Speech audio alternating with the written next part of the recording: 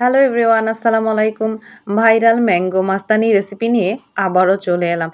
দারুণ এই মজার রেসিপিটি কিভাবে আমি করেছিলাম চলুন দেখে নেওয়া যাক। এই রেসিপিটি করার জন্য আমি নিয়েছিলাম ২টা পাকা আম। আম ২টাকে ভালোভাবে কেটে ছোট ছোট পিস করে কেটে নিয়েছি।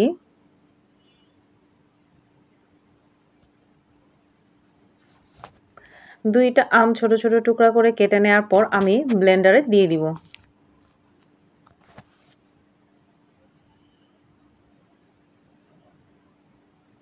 একটু বেশি পাকা আম হলেই ভালো হয় এই রেসিপিটির জন্য।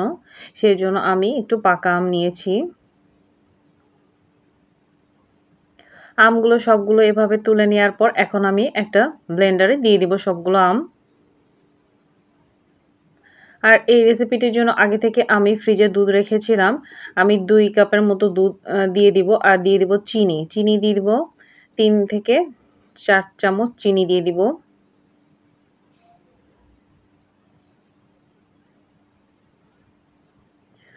আর দিয়ে দিব ঠান্ডা দুধ। আমি ২ কাপের মতো ঠান্ডা দুধ দিয়েছিলাম।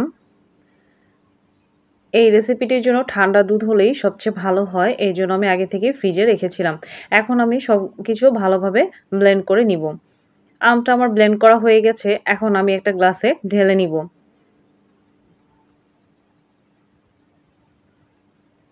অর্ধেকটা ব্লেন্ড করা আম আমি এখন গ্লাসে দিয়ে দিব। তারপরে ভ্যানিলা আইসক্রিম আমি দিয়ে দিলাম কিছুটা। এরপর আবার আমি বাকি অর্ধেকটা আমের পিউরি দিয়ে দিব। এর উপরে দিয়ে দিব আবার ভ্যানিলা আইসক্রিম। দিয়ে দিব কিছু বাদাম কুচি আর আম আমি আগে থেকে ছোট ছোট টুকরা করে কেটে রেখেছিলাম সেগুলোও এখন দিয়ে দিব। তো ঠান্ডা ঠান্ডা ম্যাঙ্গো মাস্তানি আমার হয়ে গেছে। ঠান্ডা ঠান্ডা এই ম্যাঙ্গো মাস্তানি গরমের জন্য কিন্তু দারুণ।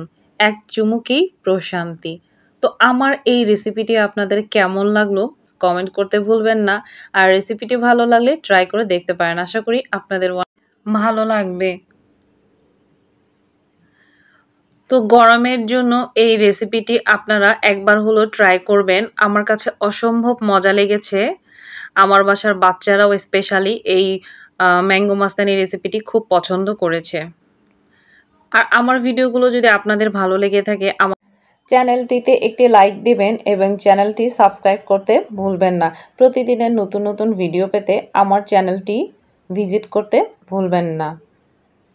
তো ঠান্ডা ঠান্ডা এই ম্যাঙ্গো মাস্তানি রেসিপিটি আপনিও করে এবং খাইয়ে ছোট বড় সবার মন জয় করে নিতে পারেন। আর আমার রেসিপিটি যদি কেউ ট্রাই করে থাকেন আপনাদের কেমন লাগলো অবশ্যই কমেন্ট করতে ভুলবেন না। সবাই ভালো থাকবেন। আল্লাহ হাফেজ।